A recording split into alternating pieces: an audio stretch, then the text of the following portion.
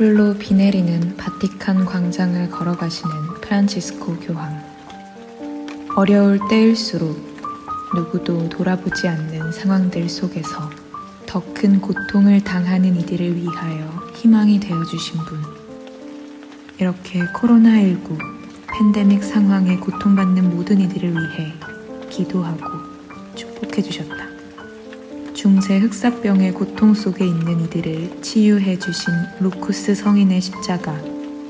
아들 곁에서 언제나 가장 어려운 이들을 위해 전구하시는 성모님 앞에서 모두가 한 배에 타고 있다는 것을 깨닫게 된 지금, 함께 치유와 공생의 길을 향하도록 희망을 열어주셨다.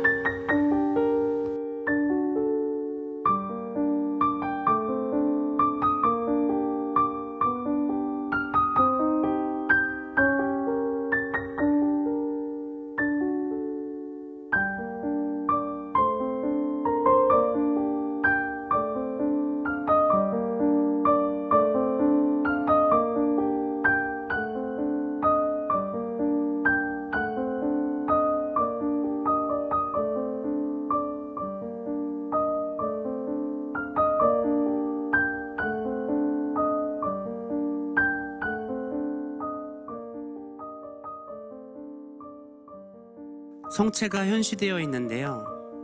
이 성체성사의 의미를 잘 나타내는 성화가 있죠. 사회교리의 기본 원리가 여기에서 나오기도 하고요. 예, 그리스도만을 바라볼 것이 아니라 형제 자매로서 서로를 돌보며 그 뜻을 실천하라는 가르침은 성체 신비 안에서 우리에게 전하시는 그리스도의 모범이며 가르침입니다. 가장 어렵고 고통받는 이들을 향하라는 가르침. 사회교리의 첫 번째 원리가 여기에서 나오죠. 인간은 누구나 하느님의 모상으로서 존엄성을 지니고 있다는 것.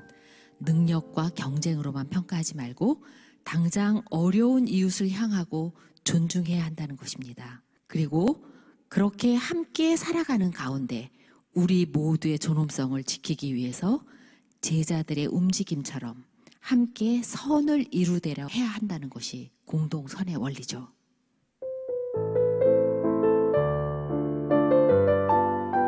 현 교황님께서 프란치스코라고 하는 교황명을 사용하신 이유가 프란치스코 성인의 삶이 가장 큰 원인이 되어 있지 않았나 생각이 듭니다. 그럼 프란치스코 성인의 삶과 우리 사회교리는 어떻게 연관을 지을 수 있을까요?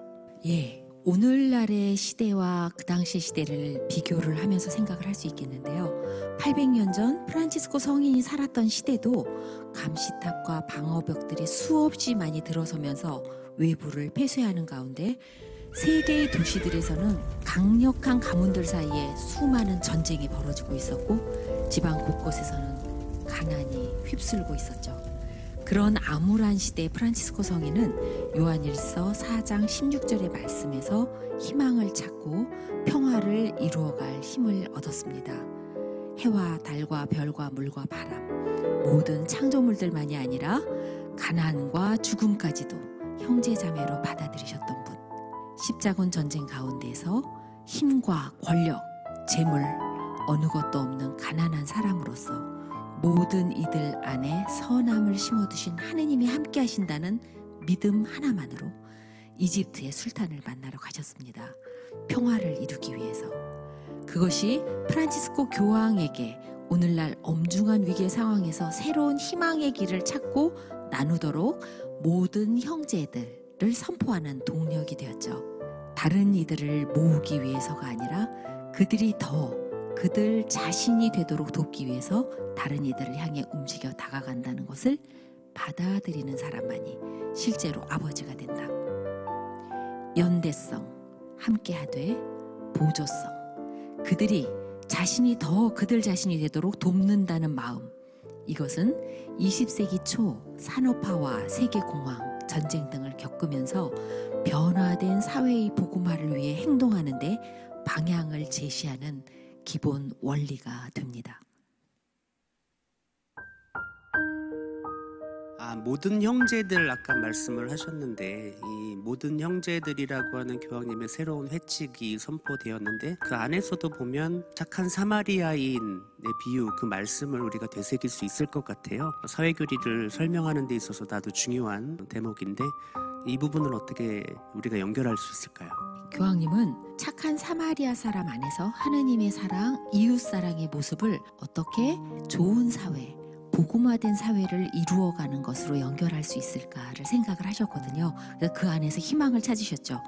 그래서 긴급하고 암울한 오늘의 현실을 어떻게 돌보면서 함께 살아가야 하는가 변화시켜갈 그 힘을 이 착한 사마리아 사람의 모습에서 찾은 겁니다. 지구라는 공동의 집 안에서 우리는 모두 서로에게 낯선이지만 동시에 이웃인 거죠. 신앙의 시선으로는 낯선 이웃을 넘어 공동의 아버지의 자녀들, 형제 자매들인 것입니다. 종교나 행동을 규제하는 어떤 사회적 구분과 의식을 넘어서서 어려운 이들에게 다가가고 도울 수 있는 형제, 인간의 존엄성과 인권 증진, 이것들을 생각해 볼 수 있는 거죠. 착한 사마리아인 비유 그 가르침을 보면 우리가 우리의 이웃은 누구인가 또 그 이웃을 위해서 우리는 어떤 모습으로 다가가야 하는가 이런 고민이 생길 수밖에 없는데 그간 교회에서도 또 개별 신앙인들 안에서도 이웃들을 찾아가고 이웃들을 위해서 함께하는 활동들을 많이 했었는데요. 그런 활동들 외에 우리가 또 필요한 것이 있다라고 한다면 어떤 것이 있을까요? 오늘날 많은 것들은 개인이 할 수 있는 것을 넘어서서 제도와 강력한 권력 그리고 자본의 힘으로 추진되고 있는 것들이 굉장히 많죠. 그래서 고통당한 이들과 함께 하면서 잘못된 것들을 개선하도록 요구하는, 예컨대 많은 탄소를 배출하는 회사의 물건들은 사지 않도록 한다. 이런 데 참여하고 요구하는 것도 사랑의 의무이며 실천입니다. 주님의 뜻에 따라서 사회를 복음화해가는 새로운 방법의 하나인 거죠. 변화의 시작과 완성으로 이끄는 힘은 무엇보다도 우리들 자신의 믿음과 변화일 거라고 생각합니다. 강력한 힘과 권력의 작용 안에서도 가장 작은 이들에게서 당신의 영광과 권능을 나타내시는 하나님의 사랑에 의지하며 사랑으로 세상을 변화시킬 우리 자신을 위한 청원기도, 회칙 모든 형제들 마무리에 넣으신 창조주께 드리는 기도로 마음을 모아봅니다.